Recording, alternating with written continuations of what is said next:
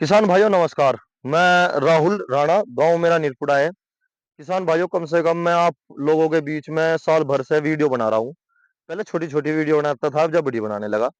किसान भाइयों देखो, मैं पिछले 10 साल से 10 कह लो या आप 13-14 साल कह लो, मुझे खेती करते हो 2013 में मैं खेती में लग गया था और लगभग सारी जिम्मेदारी निभा रहा हूँ। किसान भाइयों, मैंने हर साल कुछ ना कुछ अलग किया। मैंने रिंग पिट, चकोर पिट, सीढ़ी नुमा, 3 लाइन, 2 लाइन, डबल लाइन जिसे बोलते हैं, 26 इंच पे, 24 इंच पे।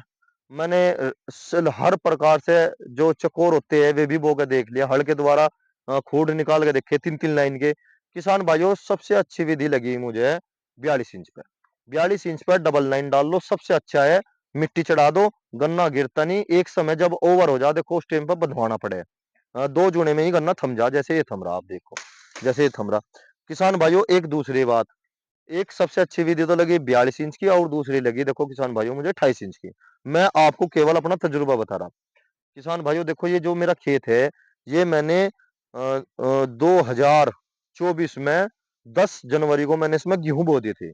और जैसे मैंने गेहूं बोए थे 42 इंच पे, फिर मैंने इसमें खूड निकाल दिए थे, जइया खोल दिए थे। हमारे यहाँ पे खूड बोलते हैं, जइया खोल दिए थे। और किसान भाइयों फिर 13 तेरह फरवरी को किसान भाइयों मैंने इसमें फिर कंची डाल दी थी। और कंची डालकर बहुत ही हल्की हल्की मिट्टी कर दी थी, जिसे हमारे यहाँ पे सह फसल खेती बोलते हैं। किसान भाइयों, मेरे इसमें गेहूं हुए 3 क्विंटल पर बीघा। मैं अपने किसान भाइयों से कोई बात नहीं छिपाना चाह रहा। 3 क्विंटल पर बीघा हुए थे। 4 क्विंटल पर बीघे के हिसाब से इसमें भूस की पैदावार होगी थी। और 26 मैंने बो रखा था, 4 हो जाओ या थोड़ा मोटा कम बत्ती हो जाओ। मैंने उसकी तौल तराजू से तो करी नहीं थी। और किसान भाइयों, बड़ी अच्छी पैदावार हुई थी। मेरा औसत भी अच्छा आ था। पर उसमें क्या कारण रहा, क्या नहीं रहा, वो भी सारी बताऊंगा। मैंने आपकी साल क्यों नहीं बोई, वो भी बताऊंगा।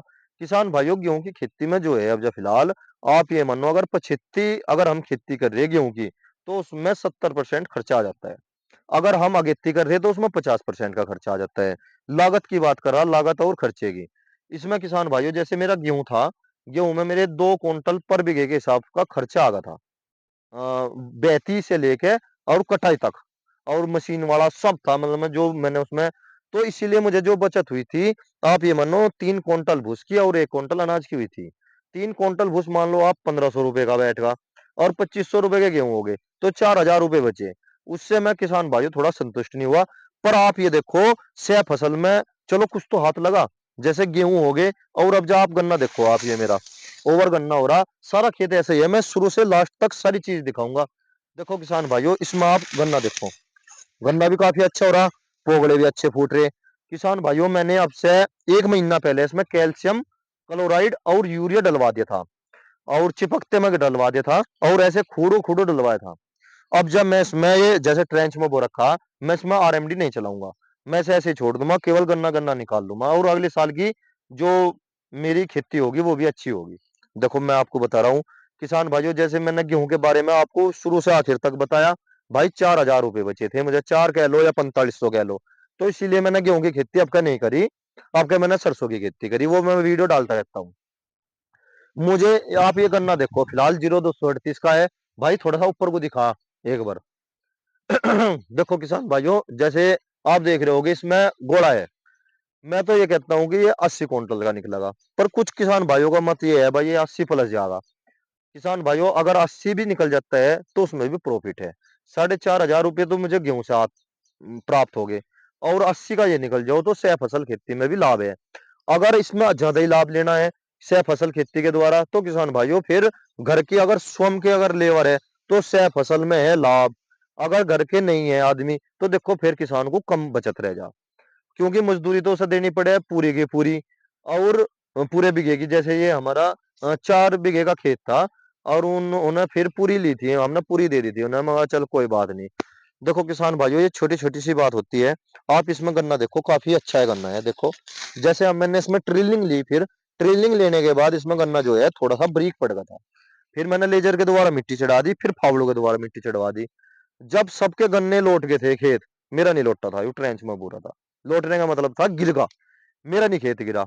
किसान भाइयों, मैंने फिर इसका एक बार बंदाई करी, फिर दूसरी बंदाई करी। आपके याद हो 26 किलोमीटर पर घंटे के हिसाब से हवा चली। किसान भाइयों ये नहीं गिरा खेत बिल्कुल भी।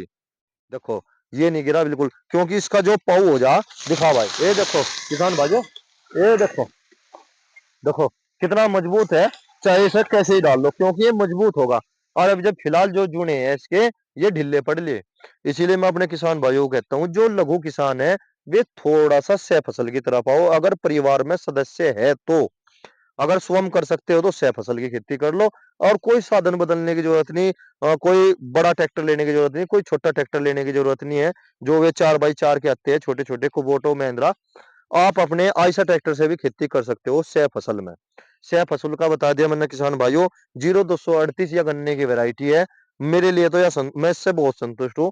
अगर किसान के खेत में कम लागत में, नॉर्मल लागत में, कम लागत में तो फिर कुछ होता ही नहीं। किसान भाइयों अगर नॉर्मल लागत में अच्छी पैदावार हो जाए, 80 क्विंटल 85 क्विंटल अगर निकल जाता है तो उसे अच्छा ही माना जाता है। और 90-100 तक पहुँचने के, 100-110 तक पहुँचने के लिए किसान भाइयों बहुत ज़्यादा मेहनत करनी पड़े। ये स्प्रे की दे मार रखनी पड़े, ज़मीनी कार्रवाई भी करनी पड़ती है बहुत ज़्यादा। किसान भाइयों मैं इस खेत से बहुत खुश हूँ। ये 80 से प्लस प्लस निकल जाइयो, बहुत अच्छा है। जय किसान।